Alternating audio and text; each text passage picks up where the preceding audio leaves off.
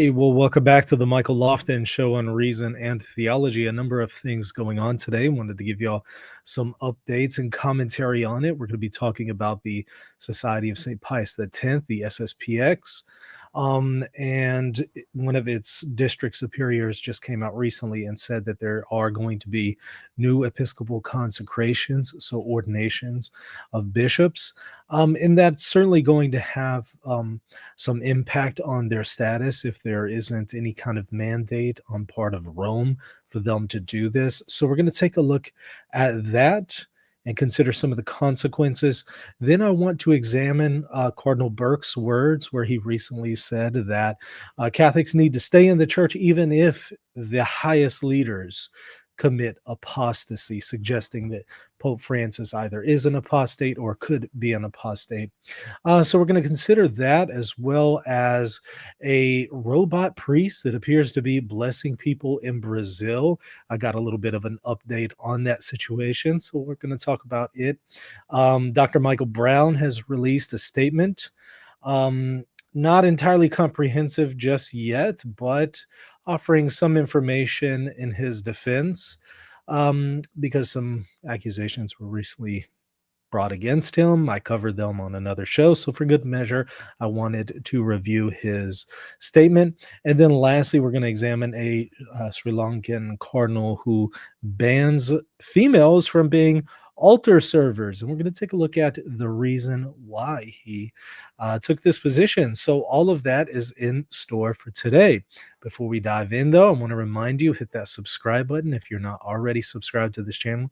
I really would appreciate your support. Also hit the like button too. All right, let me go ahead and share my screen, and let's take a look at the words here from the District Superior, SSPX District Superior, who says consecrations are coming soon. Italian SSPX District Superior says consecration of more bishops will happen soon, November 30th.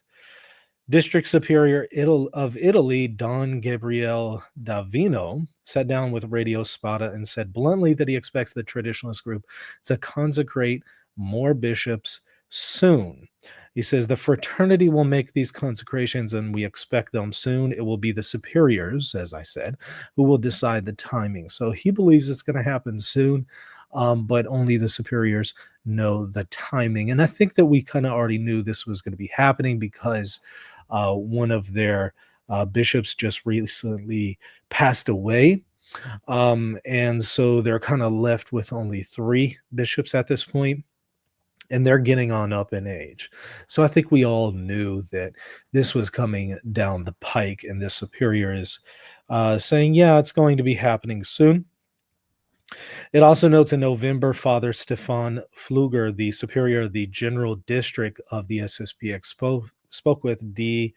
Tagespost about the need for more bishops, as the society currently has 2, down from its original 4.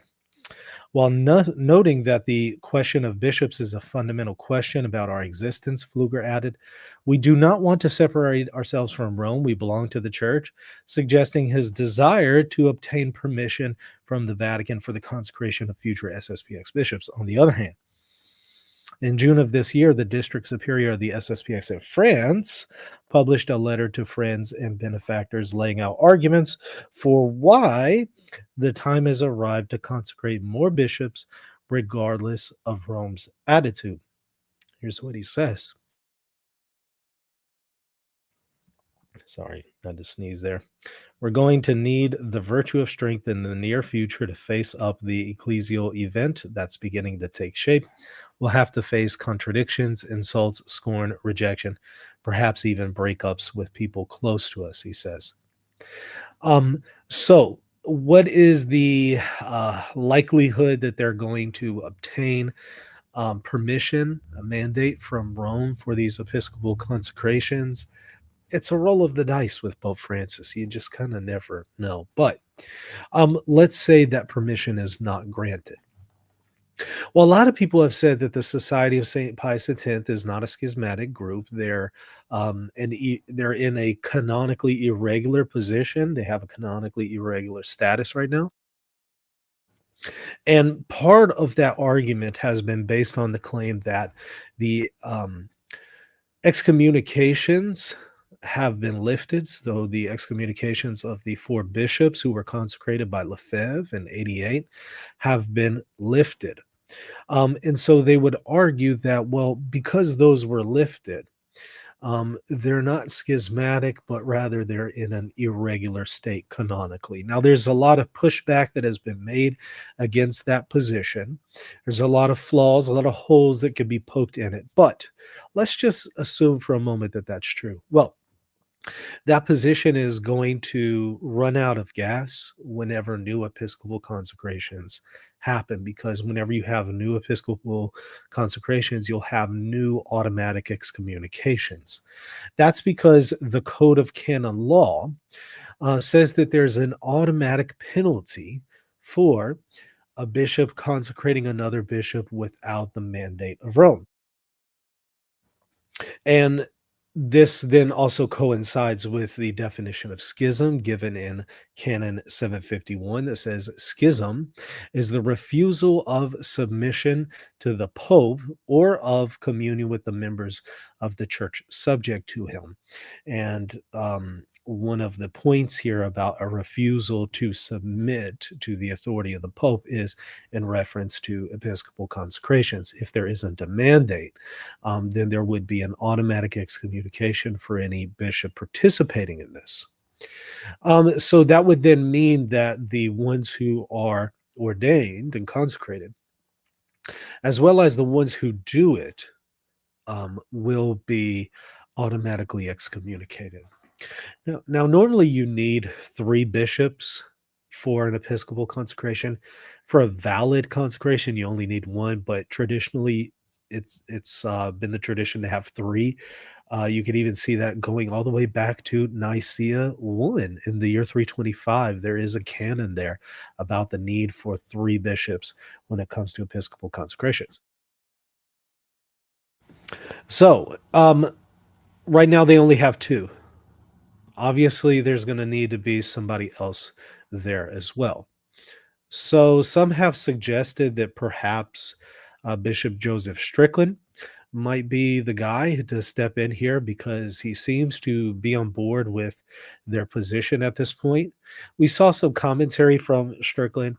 It was maybe a year and a half ago saying that the SSPX was in schism, but he automatically retracted that within about a day or so and walked it back. And now he's saying quite the opposite. Here's one thing that he says. So he notes here, Bishop Strickland, it is clear that Archbishop Lefebvre walked an apostle's path. Of course, Lefebvre is the one who is the founder of the Society of St. Pius X. He was automatically excommunicated whenever he consecrated four bishops illicitly in 1988.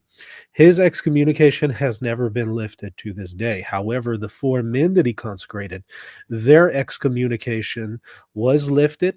But again, one of these has passed away recently, and another has broken communion with the SSPX.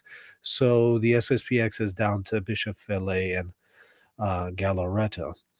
So they, again, are probably going to need a third person. Might it be Bishop Strickland? Maybe that's speculation. Maybe he's not going to have anything to do with it. Maybe it'll be somebody else. Maybe it'll be Vigano. I don't know.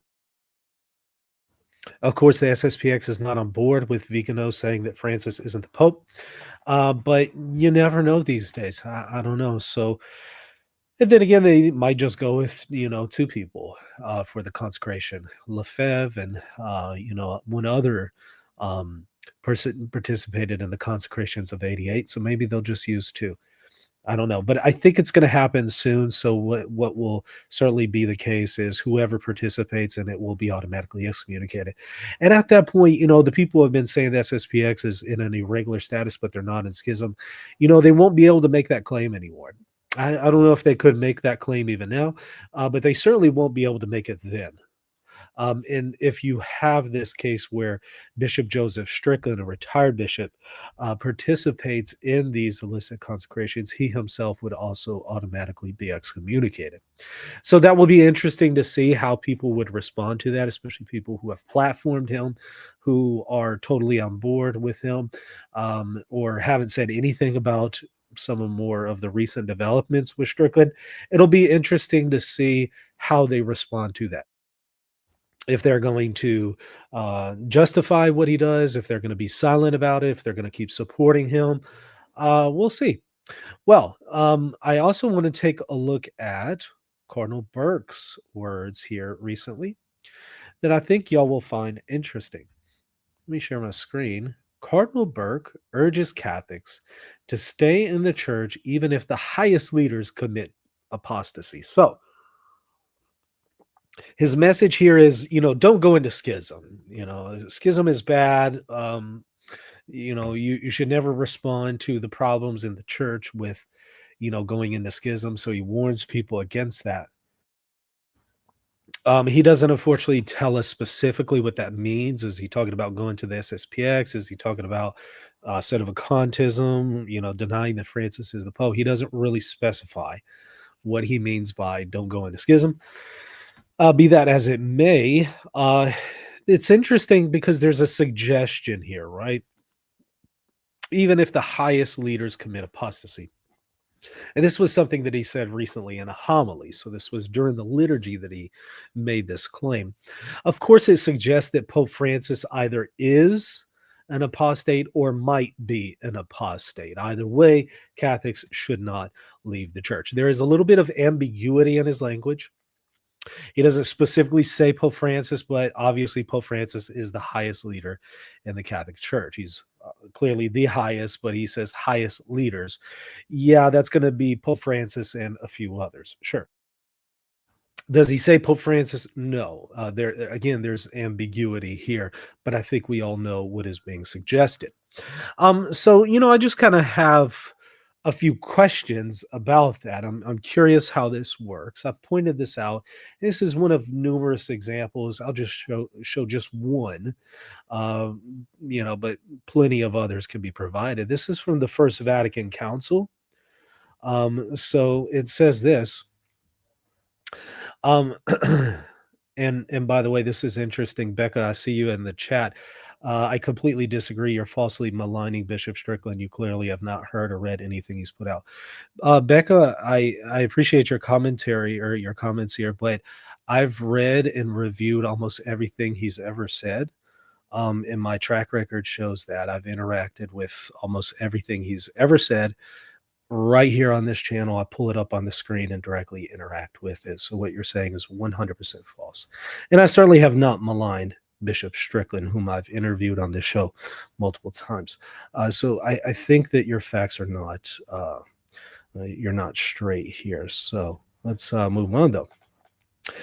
So continuing here with the First Vatican Council in relation to what Cardinal Burke has said, I would have to say, Pastor Eternus, Vatican I says this about the papacy: the gift of truth and never failing faith was therefore divinely conferred on Peter and his successors in this see. So a never failing faith, how does that work with the notion of an apostate pope? Now, we haven't had an apostate pope before. It's debatable whether or not you could have one. But I would say, hey, if you take the position that there could be an apostate pope, how does that work with this gift of truth and never failing faith that is conferred on Peter and his successors? Is this just something that's limited to something that's ex cathedra in nature? And what good is that for an apostate pope anyway? So I don't know if we can limit this gift of truth and never failing faith to something that's ex cathedra. It becomes almost useless at that point. And it seems to be contextually broader in scope. But I would throw this out. How does this even work with the notion of an apostate pope? It says, and his successors in this see, so that they might discharge their exalted office for the salvation of all, and so that the whole flock of Christ might be kept away by them from the poisonous food of air, and be nourished with the sustenance of heavenly doctrine. But if you have an apostate pope, then that completely fails. At that point, with an apostate pope at the helm, you have poisonous food of air, and you don't have sustenance of heavenly doctrine coming from the Holy See. This whole charism at that point belly flops. It just completely falls apart because you got a guy at the helm in the see who is destroying the church souls and is feeding them poison and air. So I would have to say, how does this even make sense when we read something like Vatican I? It then says, thus the tendency to schism is removed, and the whole church is preserved in unity and resting on its foundation. It can stand firm against the gates of hell. But if you got an apostate pope at the helm, the tendency to schism is not removed, because people are not going to want to be, or at least I would imagine, some people are not going to want to be in communion with an apostate pope. They're going to say, hey, I'm not following him. I'm not in communion with him. And others are going to say, well, we can't make that judgment, so we got to be in communion with him, even if he's an apostate. And so now you do have schism, and you don't have unity, and you don't have the church resting on its foundation, and you do have the gates of hell prevailing against it. So I would just have to say, how do comments like the ones we hear from Cardinal Burke suggesting Pope Francis either is or could be an apostate, how does that work with Vatican I ecclesiology? And again, this is just one among many places that I can show you in Catholic theology, and especially ecclesiology, from the magisterium that seems to portray a very different picture on the question of the possibility of an apostate pope. So I don't know how Cardinal Burke's view really coheres here, but let me just kind of offer you a common sense argument. If Pope Francis is an apostate, why would you be in communion with him? Why would you say his name during the liturgy? If Cardinal Burke is saying a private mass, he's got to say the name of the Pope in the liturgy, right? Is he going to stop saying the name of the Pope in the liturgy?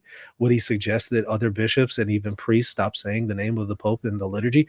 Why would you say the name of an apostate in the liturgy? Why would you listen to anything he has to say? If he releases an encyclical, why would you listen to it? Wouldn't you just say, hey, I don't have to listen to that? I don't have to listen to this. It's not magisterial, which oddly enough, Cardinal Burke has said about almost everything Pope Francis has released. He has said it's not magisterial. Be that as it may, what would you do if Pope Francis exercises his authority? Do you just say, I don't have to listen to it? He's an apostate? That's going to result in chaos. But even just much more practically, if those who are in the highest in the church are apostates, how at that point are you really any different, practically speaking, than the Protestants? Or even some Eastern Orthodox at that point? How are you not in their same boat, their same position? Effectively, this is the claim that Orthodox have been making for 1,000 years now. How are you different from them? And practically speaking, for the average layman who might believe that Francis is an apostate, going based on what Burke is suggesting here, how do you not practically end up in the same position as Protestants? Because at this point, it's on you as an individual layman to figure out what the faith is. It's on you. You gotta open up scripture. You gotta open up the church fathers. You gotta search through the liturgy. You gotta make sense of this and that magisterial document by yourself, because hey, those who are in the highest levels of the church are going to misguide you. So it's on you to kind of privately judge what the magisterium, not the living magisterium in this case, but rather the perennial magisterium, the magisterium of the past, you got to figure it out. So you got to start opening up scripture, councils, church fathers, and interpret things privately for yourself and just go based on your own personal judgment. Well, that's kind of what the Protestants are doing. They might not use as many sources as Catholics. They might not use as many ecumenical councils, but they kind of are reduced to their private judgment. Now, I'm not saying there's no role for private judgment when it comes to Catholic theology. Obviously, there is. But at this point, you're kind of reduced to nothing but private interpretation if the Pope and some of the highest leaders in the church are apostates. how are you practically not in a different position than the Protestants at that point? Seems like you're in the same boat that they're in many, many aspects. So I just don't know how positions like the ones we're hearing from Cardinal Burke really make sense from a Catholic perspective. And I've never heard anybody come back and offer any kind of coherent explanation for that position. It seems to me that when people eventually adopt that position, it's not long before they leave the church and they go to Eastern Orthodoxy or something else, because they kind of connect the dots. Now, somebody who's well placed, a cardinal or a bishop, they got a lot more to lose. They don't tend to leave the church as easily as maybe a layman who adopts this kind of position. It's a lot easier for them to just go down, down the street to the nearest Eastern Orthodox church or High Anglican church, or a Protestant church that they feel is proclaiming the gospel or something like that. Okay, let me grab these super chats before we move on to the next topic. Thank you, Matthew Schmidt, for this super chat. Accordingly, the see of Peter, the apostle of the church, is first, having neither spot nor wrinkle nor any such thing. Pope Gelasius. Yes. Also, Vatican I quotes that, quoting the Sixth Ecumenical Council in Agatho's letter to the emperor at the Sixth Ecumenical Council. This says the same thing. So yeah, I could point to those and a million other points from the magisterium to say I'm not exactly sure how this thesis of an apostate pope works with numerous teachings of the magisterium. Maybe Cardinal Burke can explain that to us. Okay, here's something from Glinda. Thank you for the super chat. Wishing you and your family a Merry Christmas. Thank you for your hard work this year. And you too. Thank you so much. I really appreciate those kind words and the super chat there. Very much appreciated. Okay, so let's move on to the next point here. I do have a little bit of additional information on this if you saw my short video earlier today. But so this is supposed to be a robotic priest, a robot priest blessing the congregation, which I find incredibly intriguing. And quite a few people are going to find very controversial. And it seems like the congregation is all receiving the blessing from this robot priest, and it opens up a lot of questions, right? Can a robot bless people? If it can it ordain people? Can it consecrate the Eucharist? Can it baptize people? Can it, if a robot can bless people, you kind of wonder, why can't it be the subject of ordination or episcopal consecration? So I think that some people are saying, well, okay, it's a robot, but it's not actually a robotic voice that the robot is projecting. What it is it's a recording of a previous priest that the congregation venerates or something. I kind of figured that's what it was. I figured in this video that we're about to see that what was going on is they made a robot statue of a priest that they had in their diocese that they really liked and appreciated, and that's what this is. I figured that's what's going on. Some people are confirming that. I don't have anything absolutely certain, but here's a commenter who says this: guys, this is in Brazil. They are speaking Portuguese. That image is of Blessed Father Donizete Tavares de Lima, who is in the process of canonization during his lifetime. In the few years he gave public blessings, thousands of people were reportedly healed from diseases. Nearly 3 million people traveled to his city to receive his blessing. In the video, the priests are playing a recording of his blessing, which he gave around 70 years ago. So it's not a robotic voice, he claims. It's the voice of a priest. I'm not sure if this is incorrect or not, but I hope this helps. So that might be some context here. Again, I don't know for sure if that's certain, but it could be. And I kind of figured that's what was going on. I don't think that removes most people's concerns, but I do think that that does give a little bit more context behind it, and it is what I suspected. I also received information saying that this is the Catholic Church in the Diocese of Boa Vista, Brazil, with Father Agnaldo Jose. So, okay, maybe that gives us a little bit of context behind the video, but here it is. It's we kind of knew it was coming, right? And the day with AI and all that kind of stuff, we kind of figured we would see stuff like this. So here it is.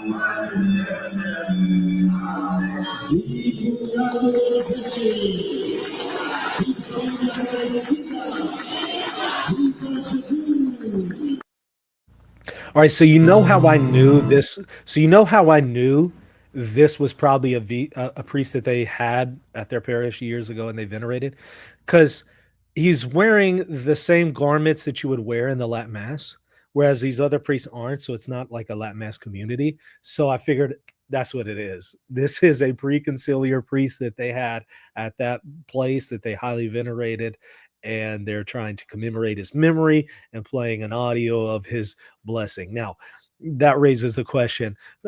Well, it raises a lot of questions. Should this be done? Does it look right? Is it in good taste? Is it sacrilegious? Also, it raises questions like, can an audio recording transmit a blessing? Well, it might be a little bit more complex than we realize, because, if you were to watch like a liturgy take place live, but you were to watch it on a computer and a priest gives a blessing at the end, does that apply to you? There's a lot of questions here, right? It's related to that question of, can a priest give absolution via video? I've heard some say no, it can't be done. I've seen some Eastern Orthodox bishops say yes, in their diocese they allow it. So the question is, could that be valid if you have it through this, electronic medium? So it raises a lot of theological questions. If you have a recording of Padre Pio giving a blessing, and you were to play that during the liturgy at the end, does that apply to people? Are they somehow blessed by that? Should they be doing the sign of the cross accompanying the blessing? Would you consider that sacrilegious? Would you say that no, that's perfectly pious? There's going to be a lot of opinions here, and I think that's what a lot of it is going to be reduced to, is just theological opinions, because clearly the magisterium has not weighed in on the question of this. The magisterium is incredibly far behind in all sorts of things theologically when it comes to magisterial interventions. So it might be a while before it actually gets to questions like what we're seeing here. But I don't know. Maybe there will be enough interest that the magisterium will intervene and say, okay, blessings are only valid if it's done in person, or if it's done by a living human being. Maybe there will be some kind of guidance here from the magisterium. But until there is, it's just going to be theological opinion from theologians and people like that providing answers. So I suspect we're going to see more stuff like this in the future, and that is going to spur on people to offer some answers, and maybe that will bring about a magisterial intervention. But don't hold your breath. There's like a million other things that need to be addressed by the magisterium, and it's like they're MIA right now. They're just not commenting on it, and they're not going to, which is unfortunate. Okay, so now Sri Lankan cardinal bans girls from being altar servers. Did y'all see this? Let me share my screen. By the way, hit that subscribe button if you haven't already, if you're just now tuning in. Appreciate you tuning in to the Michael Lofton Show. Hope you hit the like button and the subscribe button, help the channel grow. Okay, so Sri Lankan cardinal bans girls from being altar servers. Nearly 2 months ago, after it was written, a letter has been published by Sri Lankan Cardinal Ranjith of Colombo, banning girls from serving as altar servers in his archdiocese on grounds that it's a pathway to the priesthood. So let me just kind of stop there. Well, actually, here's a quote before I comment. In this context, I wish to reiterate what I stated at the Presbyterial meeting held on October 21, that no girl should be invited to serve at the altar as altar servers in the archdiocese, because this is one of the main sources of vocations to the priesthood in Sri Lanka and will affect the number of candidates entering the seminary, which risks we cannot take. Since females are not allowed to be ordained priests, we have to make that decision, he said. This cannot change at your discretion, telling the priest. So I'm kind of curious, though. All right, but the rest of the dioceses in the world do have this. There's some exceptions, right? But the majority of them do have it. And if he's saying, well, look, it can't be done or shouldn't be done because this is a path to the priesthood. My question then is, does that mean that the majority of the other Catholic dioceses throughout the world, the majority of the Catholic Church is misleading women? Because they have female altar servers there, and if it's a path to the priesthood, are they misleading those women? It's a question worth considering. Not that I necessarily disagree with his position, not that I necessarily think that this is a bad thing. You might agree with him or disagree with him. But the point is, well, if you're going to do it on this basis, it kind of leaves me wondering, does that mean that you think that what the majority of Catholic churches are doing in other dioceses are harmful, misleading? I mean, what's your position there? I'm curious. I don't know what he would say to that. Perhaps we will get an update from him on that soon, but it does raise some interesting questions.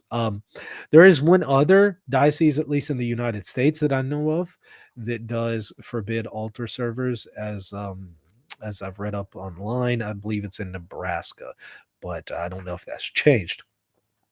The vast majority of them allows it, for better or worse, as does Rome, for better or worse. Okay, so let's go ahead and shift gears and take a look at what Dr. Michael Brown said on December 17th on The Line of Fire in relation to the accusations against him. I went over and covered the situation a few weeks ago and showed there's a great deal of alarming stuff in the allegations that have been made against him concerning really two women. I'm very concerned about the allegations, and this video does not alleviate those concerns. In some ways, it might actually make it worse. But to be balanced, to be fair, since I did a video on him before covering the situation, what we knew at that time, I want to show you his response, and then I'm going to offer just a little bit of commentary on it. So let me go ahead and play it for y'all. Just be fair to be fair to him, so that he has a response for anybody who saw my video.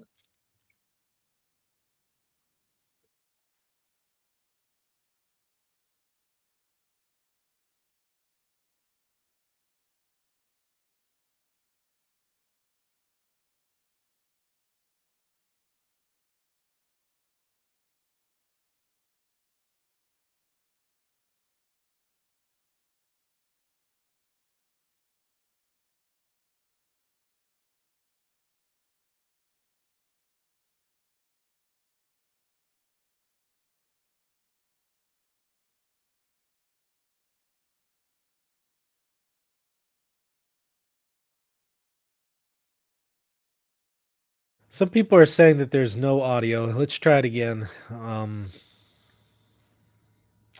joys of doing videos live, right? You always get stuff like this, audio not playing or cats meowing, dogs barking. All right, here we go. Thanks so much for taking time to watch the statement. Since a third-party investigation can drag on for months, I want to speak to you today with transparency about recent stories and allegations in the news. I would have done this days ago, but I've been out of the country with my grandson. I want to be transparent, take full ownership of any wrongs done on my part, and ask forgiveness for incidents that took place 23 years ago. These incidents occurred in late 2001 and the very beginning of 2002 during a very difficult season of life and ministry. I've lived for decades with the sobering reality that many people follow my teaching and look to my example.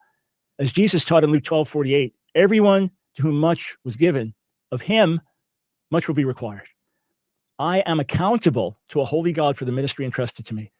As a result of recent allegations, many are deeply confused and troubled. In the interest of full disclosure and in the sight of the God who knows all, I will speak to you as plainly and directly as I can.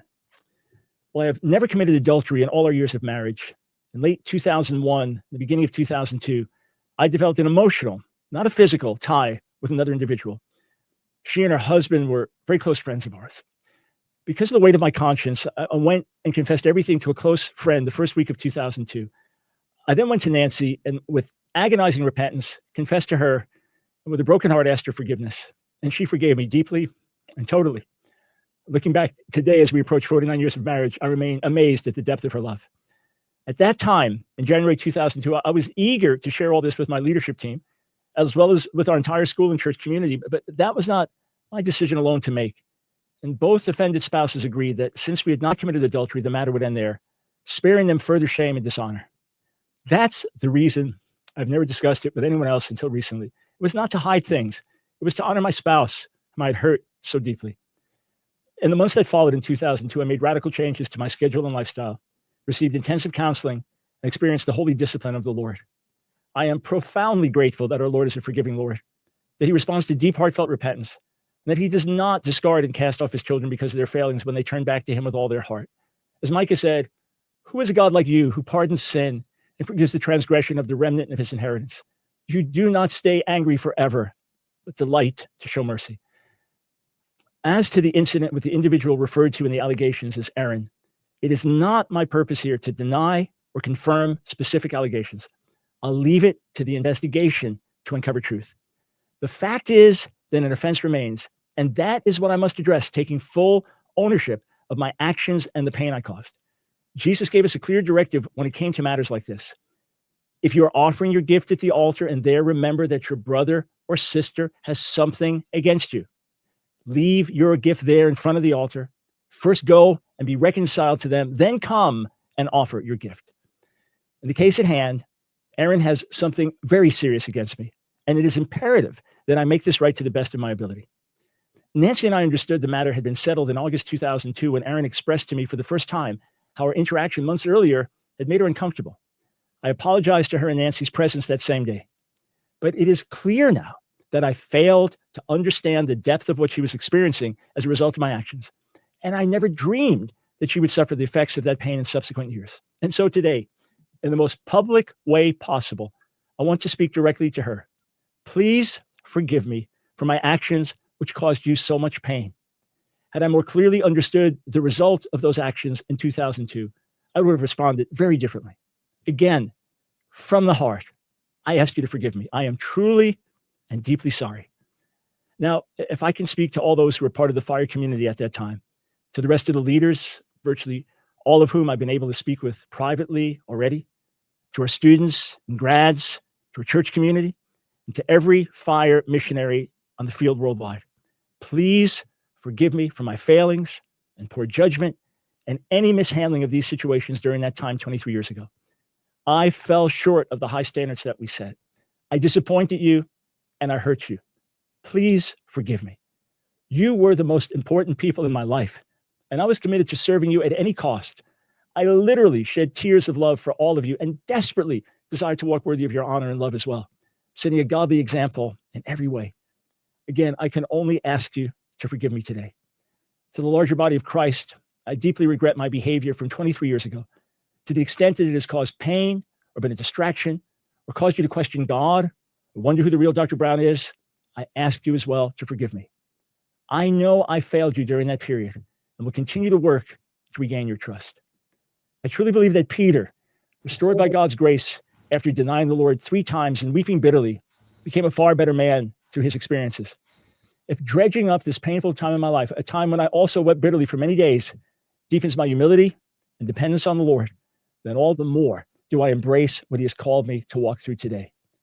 Regardless of the finding of the third-party investigation, I do not minimize the wrongness of my past actions. And in the days ahead, I remain fully submitted to the Line of Fire board as I've entrusted the process into their hands and have agreed to walk through it however they see fit. May his healing grace flow to everyone who is hurting, and may God's light outshine the darkness. Okay, so let me stop there. I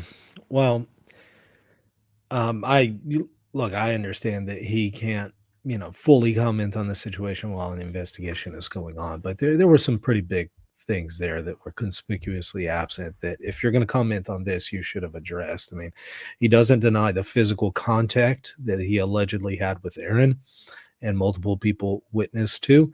I described it, well, we went into it in detail in the previous video, so I'm not going to rehash it here, but it would suggest more than just an emotional attachment, right? Didn't address that. Didn't address the lies that it seems he engaged in. Again, documented all of that previously. Other people at least documented it, and I reviewed it. And so there's a pretty big question mark there. Was he bearing false witness, or rather rephrase, was he being dishonest with people about his own conduct? Doesn't even address the other issue about the other woman. There was a second woman being alleged here, who I understand has now passed away. Maybe that's why he didn't address it, but that was the one that was even worse than the Aaron situation. And then the situation where it appears he was gaslighting people who confronted him about this inappropriate behavior with Aaron. Doesn't address any of that. So honestly, I found this to be incredibly disappointing as far as a response. And it makes me think, well, gosh, I kind of wonder if that other stuff is true, especially based on all of the things we've seen previously. It kind of makes you wonder, if you didn't deny it, why is that? Is it because it's true and you just don't want to address it because of the consequences of it? This deal about he's remained in ministry but hasn't said anything about it because it would have hurt his wife, that's not an excuse that really works. He wants to say, well, it wasn't adultery, but doesn't Jesus speak about adultery of the heart? And when it does start to get into it, appears some kind of physical contact, according to some, which he didn't address here. Wouldn't you have an obligation to tell that to your people at ministry, take some time off and come back later? A whole bunch of people around him thought he was obliged to do that, and it appears that he gaslighted people whenever they approached him on that. So I don't think this works. And as far as an excuse, as I didn't want to hurt my wife, so I didn't say anything. I mean, can't the adulterer say the same thing? I didn't want to put my wife through that. So it seems like it falls short. So I suspect a lot of people are going to feel, even by what he confirmed here and did not deny here, he should be in ministry. But we'll see. We'll see what people say at the end of the day. I really appreciate y'all tuning in. I know we covered a lot of ground here. Thank y'all for tuning in and watching this, and I hope that this material was helpful to y'all. Whether we're talking about the SSPX and maybe giving you some perspective there, but also when it comes to things like Cardinal Burke's perspective on the papacy. I hope this has offered some thought-provoking guidance. If it has, please let me know. Put it in the comment section. I would like to get some feedback from y'all. Make sure to hit that like button, and of course, hit the subscribe button if you are benefiting from the content here. All right, that's going to do it. I will see y'all tomorrow for another stream. God bless. Are you ready to deepen your faith and sharpen your understanding of theology? Welcome to the Center for Theological Research, your gateway to transformative learning. At CTR, you will find in-depth courses designed to equip you with the tools to grow in your understanding of the faith. Explore courses like the 7 Ecumenical Councils and uncover the foundational truths that shape Christianity. Master the ability to determine the level of a doctrine in the Theological Notes course. And in the Logical Fallacies and Apologetics course, you'll learn to spot the logical errors often encountered in non-Catholic apologetics content. Also, check out the ebooks that are available to you for free. Start your journey today. Visit ctresearch.org and take the next step in your faith formation. Are you seeking clarity in the midst of confusion about Eastern Orthodoxy and Catholicism? In my book, Answering Orthodoxy, I offer a biblical and historical response to the most common objections that Eastern Orthodox offer against the Catholic Church. This book is for anyone searching for the truth, whether you're Catholic, Orthodox, or simply trying to make sense of the differences between Catholics and Orthodox. Order your copy today and discover the rational, biblical, and historical basis for the Catholic Church. Visit Amazon to order your copy today. Hey, thank you so much for watching. I hope you enjoyed the content. Don't forget to hit the subscribe button, the like button, and if you want to support the channel, visit patreon.com/Reason and Theology.